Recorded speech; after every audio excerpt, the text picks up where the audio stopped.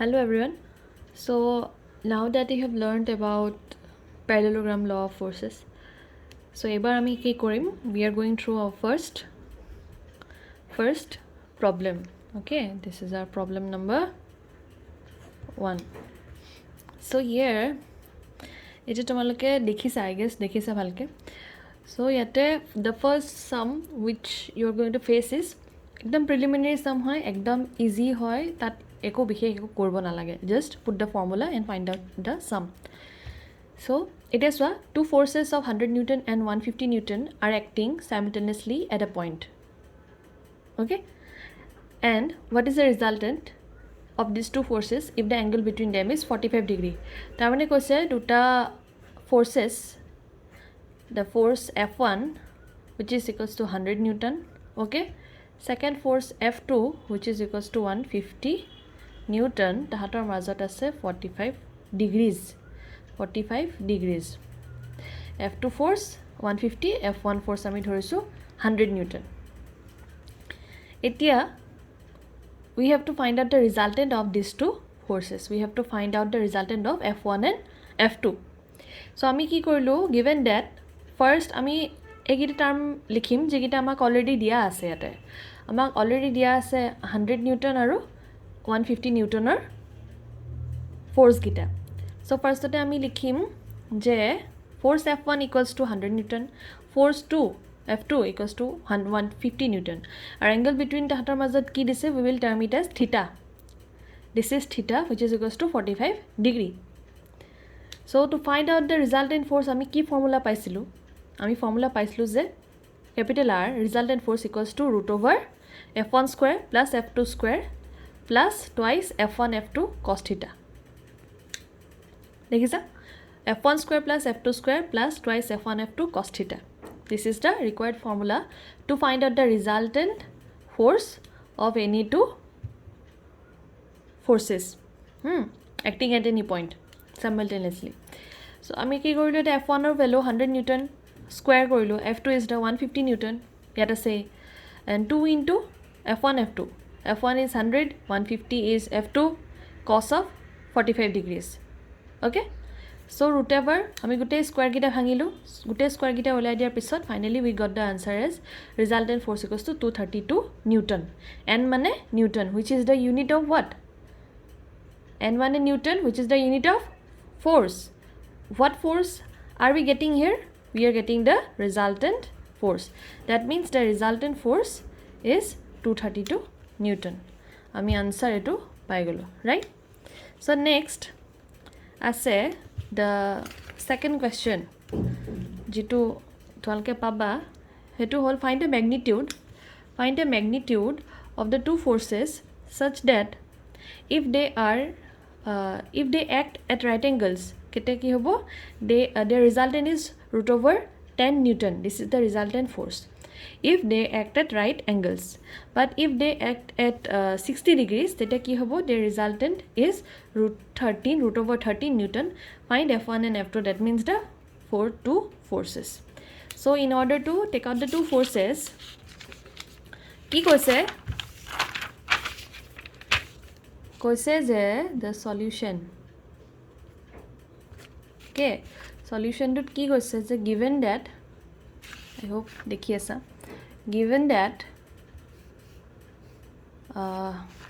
যেতিয়া দুটা force 90 degrees কাম কৰে, দুটা ফ'ৰ্চ যেতিয়া 90 ডিগ্ৰীজত কাম কৰে, that means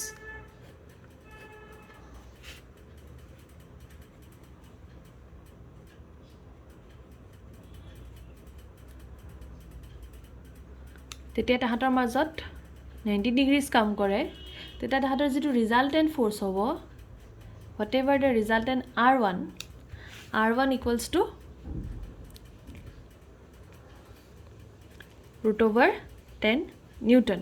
Okay, root over 10 Newton কিহৰ কাৰণে, whenever they act at 90 degrees, when theta equals to 90 degree. Therefore কি হ'ব, R1 আর ভ্যালুটো কি হয় actually, F1 square plus F2 square plus 2 F1 F2 cos of theta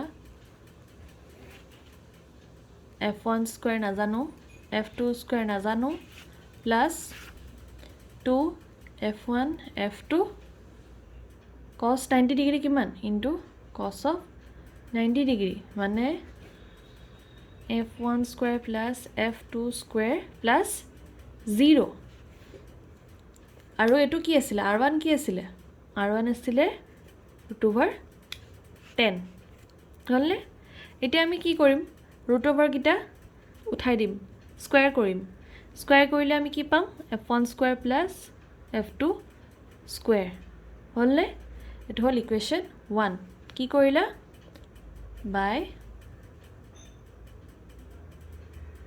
squaring done now কি কৈছে যে when they are acting at 60 degrees যেতিয়া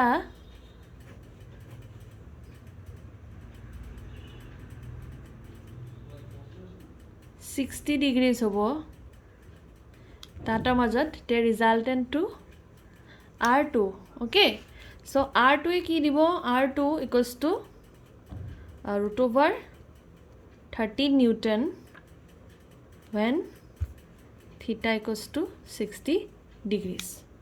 Then √over 30 Newton when theta equals to 60 degrees. Therefore, amar ki lage since ami jano r2 equals to √over f1 square plus f2 square plus 2 f1 f2 cos of 60 degree হলনে লিখাটো কোন বেয়া হৈছে ভালকে তোমালকে গম পাই যাবা নোটছটো পাই যাবা সো r2 মানে কি হল আমাৰ √13 equals to f1 square আমি না জানো plus f2 square আমি না জানো equals to 2 f1 f2 cos 60 কিমান half okay this half got cancelled তাৰ পিছত √over 13 equals to √over f1 square plus f2 square plus of f1 f2 now squaring কি পাইছা 13 equals to f1 square plus f2 square plus f1 f2 okay আমি জানো যে f1 square plus f2 square মানে কি কি আছিল 10 right f1 square plus f2 square equals to 10 so 10 আহিব ইয়াত 10 plus f1 f2 that means f1 f2 equals to কি হয় f1 f2 equals to 3 এটো হল ইকুৱেশ্যন নম্বৰ 2 ইয়ালৈকে গম পাইছা so next আমি কেনেকৈ উলিয়াম f1 f2 now আমি কি কৰিম f1 plus f2 whole square কৰি চাম f1 plus f2 whole square কৰি চালে কি পাম f1 square plus f2 square plus twice f1 f2 that means equals to কিমান 10 plus 2 into 3 which is equals to 16 okay therefore f1 plus f2 equals to কি হ'ব √over 16 equals to 4 okay equation number 3 so next আমি now কি কৰিম f1 minus f2 whole square which is equals to how much f1 square plus f2 square minus 2 f1 f2 right so আমি জানো f1 square plus f2 square কিমান 10 minus